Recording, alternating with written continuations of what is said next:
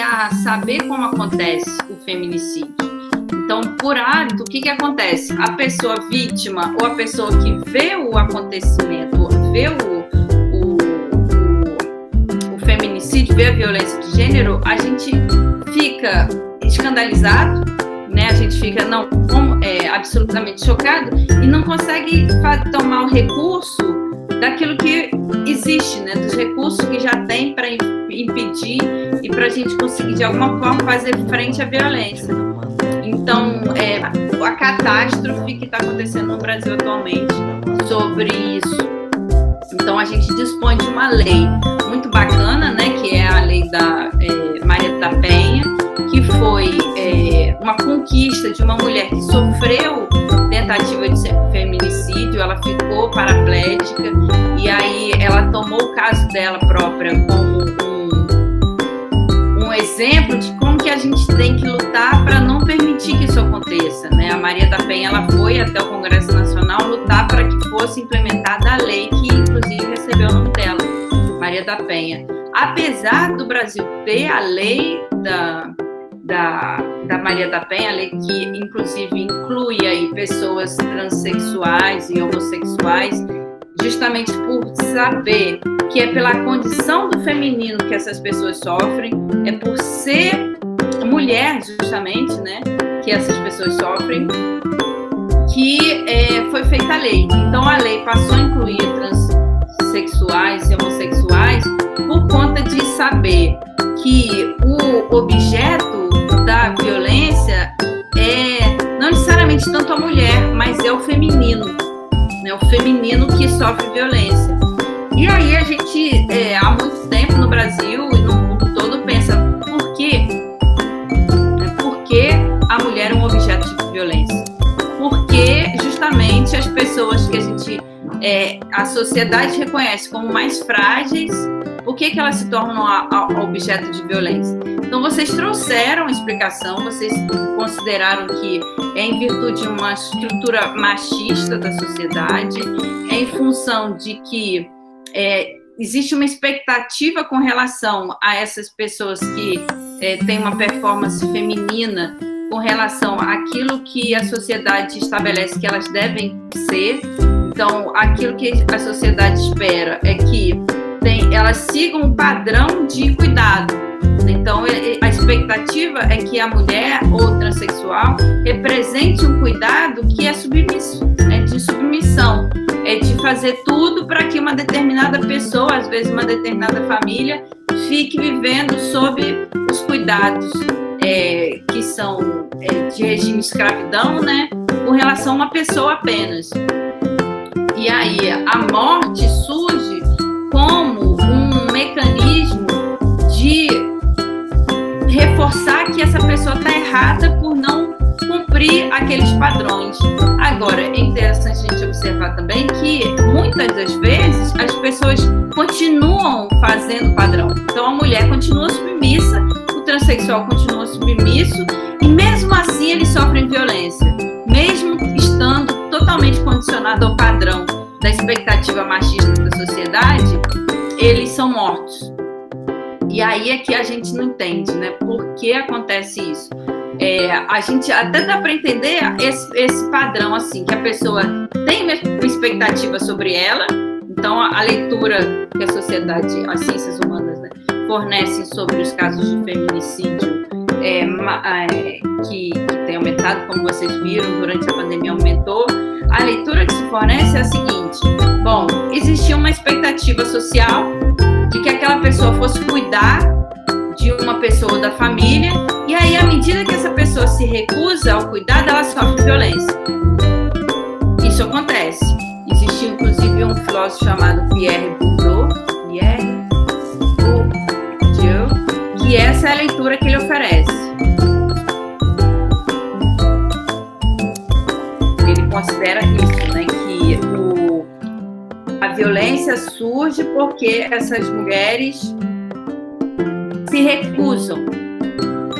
As mulheres se recusam a cumprir o padrão do feminino, e aí elas sofrem violência. Mas aí isso não explica casos em que a pessoa ela permanece cumprindo o papel e mesmo assim ela sofre violência. E aí é isso que talvez cause mais estupor, né? Causa mais horror por parte daquelas pessoas que têm coração para saber que isso não pode acontecer. E é difícil explicar isso com o padrão das ciências humanas. Eu tive a sorte de estudar psicanálise, e a psicanálise ela fornece um pouquinho de elementos para a gente poder compreender como funciona. Que é o seguinte, vocês puderam reparar que os estados em que há mais feminicídio é o Rio de Janeiro e Minas Gerais. Minas Gerais e Rio de Janeiro existe uma estrutura extremamente machista por conta da sociedade toda. Eu cheguei, inclusive, a ler um caso de um pesquisador que foi tentar entender como acontecia o feminicídio em Minas Gerais, em uma favela de Minas Gerais. E aí ele identificou isso, né, que o padrão da sociedade onde ele foi estudar, da comunidade em que ele se inseriu, era de naturalizar a violência. Então a mulher ela já tinha uma expectativa de sofrer a violência.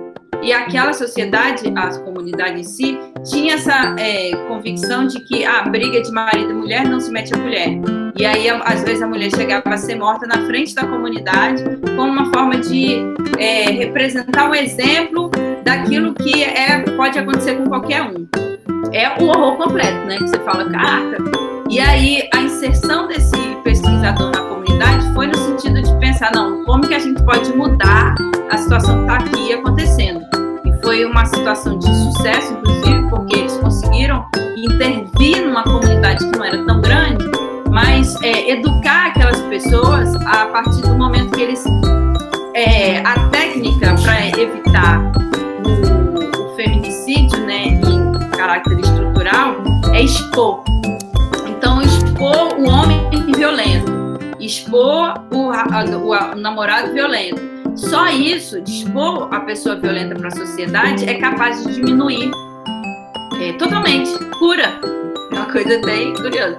Por quê? E aí que eu vou pedir ajuda a vocês para a gente compreender como funciona. Por conta do seguinte, quando tem essa pessoa extremamente violenta, ela é exposta para a sociedade, tem aí uma dinâmica que é a mudança do caráter simbólico que essa pessoa representa. Então, essas pessoas que violentam, elas só violentam por conta de estarem escondidas. Elas estão no regime privado, e aí como que elas se colocam? Elas se colocam seguras, né, como se estivessem protegidas pelo anonimato, e somente por serem protegidas pelo anonimato que elas se sentem livres para violentar. No momento que existe uma exposição na sociedade sobre a violência que elas cometem, elas conseguem refletir sobre isso, dar um passo atrás e parar de violentar. Pelo menos nos casos de sucesso com relação à cura do assassino, se deu a partir desse mecanismo. E aí, o que a gente pode ler que acontece? É o seguinte, você tem, numa relação de casal, né, você tem uma dinâmica, que é a dinâmica erótica. O erotismo. O erotismo é uma questão filosófica desde o surgimento da filosofia.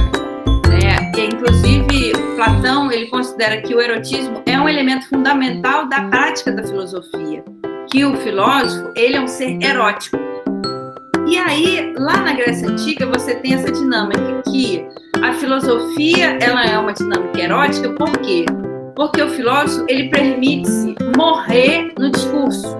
É como se não tivesse o filósofo, ele não tem uma identidade prévia ao próprio exercício da filosofia. Ele se descobre filósofo, como se diz, filosofando. Vocês se descobriram capazes de tratar desse assunto tão difícil, tão delicado da nossa sociedade, tão conturbado, tão difícil mesmo de tratar pelas palavras que a gente dispõe, expondo, né? E aí vocês conseguiram perceber, não, vocês podem fazer isso, né? Vocês podem compreender, pesquisar e trazer para a sala de aula, para o mundo todo, se preciso for, isso que vocês conseguiram pesquisar. Então, assim, essa dinâmica de expor aquilo que vocês conseguiram aprender, segundo Platão, é uma dinâmica erótica. Né? Vocês se transformaram na medida em que fizeram esse trabalho. E aí você tem uma satisfação muito grande. né? Pelo menos na teoria do Platão é essa. Você tem uma satisfação, que é uma satisfação advinda, a gente pode dizer, de uma experiência de morte. Por quê? Porque você, antes você era uma pessoa e na medida em que você realizou um trabalho que te moveu, que te causou uma sabedoria, você morreu. Aquela pessoa que era antes, a Ana Carolina, a Stephanie, desculpa, não, a Kailane e a Carolina de antes morreram para serem as alunas que apresentaram um trabalho maravilhoso na área de filosofia. Então, vocês se transformaram com isso. E aí, o erotismo é isso, é uma oportunidade que a gente tem de se transformar e de morrer na experiência da linguagem. E na dinâmica do cotidiano, a princípio, os homens que violentam, eles tiveram um determinado momento da estrutura de romance, a oportunidade de ter uma experiência erótica.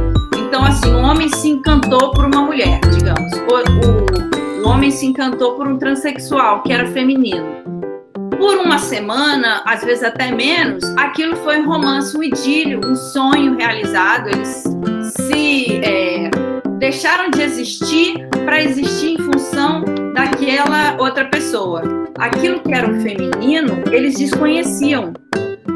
Às vezes tiveram conhecimento sobre o feminino só na infância, né? Às vezes tiveram mães excelentes, né? E é curioso a gente notar isso. Às vezes tiveram mães que eram extremamente cuidadosas e que representaram um ideal de mulher que hoje nenhuma mulher vai conseguir atender, que é uma mulher que está disponível 100% pro namorado. Não existe mais isso, raramente. Talvez em Minas Gerais, por isso que é o dado de ter mais feminicídio lá, talvez, né? Porque talvez o homem lá tenha essa expectativa ainda maior, de que uma mulher possa representar um padrão de mãe que ele teve enquanto era bebê e que não existe mais. E aí, o que você tem? Então, você tem um instante, uma semana, um idílio, com relação ao feminino. Então, são homens extremamente retrógrados, que é interessante a gente observar, que é o seguinte: no senso comum, se tem a ideia de que essas pessoas que violentam são monstros. E esse é o pior equívoco que pode acontecer com uma interpretação com relação à violência. Por quê? Porque são pessoas, os que violentam, são pessoas que estão presentes no cotidiano da vítima, muitas vezes são parentes, é o pai, é o tio, é o cunhado, é o namorado, é o primo, que está na casa, que está no convívio da pessoa e que nunca são tidos como psicopatas, né, que a gente fala, são pessoas tidas como pessoas normais. E aí é o pior problema, porque a pessoa vítima, ela fica sem entender a situação para sempre. Ela tem aquele parente que é a pessoa que convive com ela e ela fala, não, esse parente não pode estar fazendo isso. E no momento que essa pessoa fica, não pode estar fazendo isso, a pessoa já está ali pensando em matar outra pessoa. E por que existe isso? Justamente porque teve um momento em que a morte, enquanto um erotismo, existiu. Só que quando o casal, digamos, se volta para o cotidiano, essa experiência do imaginário que causava a morte durante um determinado período, ela deixa de causar a morte. Aquela pessoa que era o sonho, que era um anjo, que era a mulher dos sonhos, ela passa a ser uma mulher normal. E aí é que tem a experiência de não ter mais a satisfação que tinha antes. Essa satisfação que é uma experiência de morte na linguagem. Então, para de ter a satisfação erótica que tinha antes, os homens ficam insatisfeitos e é aí que começa o sistema de violência. Começa o sistema de que o ritmo, né, digamos, o ritmo pulsional daquela psique, daquela psicologia do assassino, é que ele começa a ter satisfação com a violência. Por quê? Porque a violência, de fato, a pessoa morre, né? Digamos assim. Se não simbolicamente, em cada experiência de violência tem uma pequena morte. Então você tinha uma estrutura que era o sonho, e aí o assassino, a pessoa que é violenta, ela passa a destruir aquele sonho e ter nessa experiência repetida uma experiência de morte. O erotismo que ele tinha antes dá lugar à experiência de violência reiterada. Então, apenas a morte surge como uma experiência satisfatória, né? A morte aí vai ser a morte da vítima. Surge como uma experiência satisfatória, uma experiência de que a pessoa passa a não existir como era antes, ela abandona a condição de namorada, a condição de prima, a condição de tio, para assumir a condição de assassino. E aí ele começa a ter satisfação com isso, ele é um assassino e ele não vai passar a se contentar com isso. Então, nas comunidades em que você tem a reversão desse processo de violência, o que você tem? Você tem a assunção simbólica daquela pessoa como violenta. E aí a comunidade toda fala, não, esse indivíduo é um indivíduo violento. A pessoa tem uma experiência de morte simbólica sem ter que recorrer ao ato, né, ao ato de violência com relação ao feminino em si. Então, assim, é hediondo, né? O crime do feminicídio no Brasil é considerado hediondo, que significa que a pessoa que mata, ela tem que ficar pelo menos 30 anos na cadeia. É o máximo que pode ficar na cadeia no Brasil, são 30 anos. E aí, vocês mostraram que só acontece essa experiência erótica de assassinato e morte na linguagem por conta da estrutura machista da sociedade. Inclusive, eu notei assim na estatística que vocês trouxeram o seguinte: o estado que diminuiu o índice de feminicídio foi o Espírito Santo. E é interessante a gente observar que no Espírito Santo, o Espírito Santo era o estado que tinha mais feminicídio no Brasil, era considerado o estado que tinha mais violência doméstica. E aí os governos lá conseguiram reverter esse processo. E aí eu acho fantástico poder notar isso, porque de fato é uma coisa reversível. E quando a pessoa é vítima de violência, ela tende a tomar aquilo como algo irreversível, né? E a gente tem, na verdade, a chance de ver, como aconteceu no Espírito Santo, que se tratam de costumes, né? É um costume que considera a possibilidade de que a morte de uma vítima, pelo caráter de ser feminina, seja aceitável. E esse costume pode mudar, sempre deve mudar. Então, quando vocês fazem um trabalho que evoca essa possibilidade de, como se diz, visualizar o que acontece, o horror que acontece no Brasil todo, permite a gente também ver o que acontece, né? E pensar, bom, como que a gente faz para mudar? Então, é nesse momento que, acredito eu, a sociedade brasileira está. A gente tem, infelizmente, no governo, por enquanto ainda, pessoas que ecoam, né, a possibilidade de que essa estrutura machista deva perseverar. Eles foram eleitos com base nesse ideário de que a violência é aceitável, e acredito eu que a gente, para conseguir reverter esse processo e tirá-los de lá, a gente só tem um caminho, que é mostrando que a violência é inaceitável.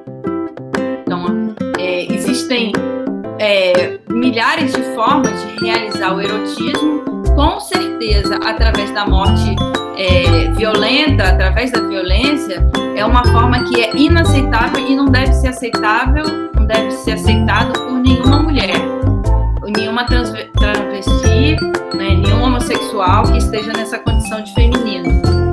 Então, de novo, eu parabenizo, agradeço a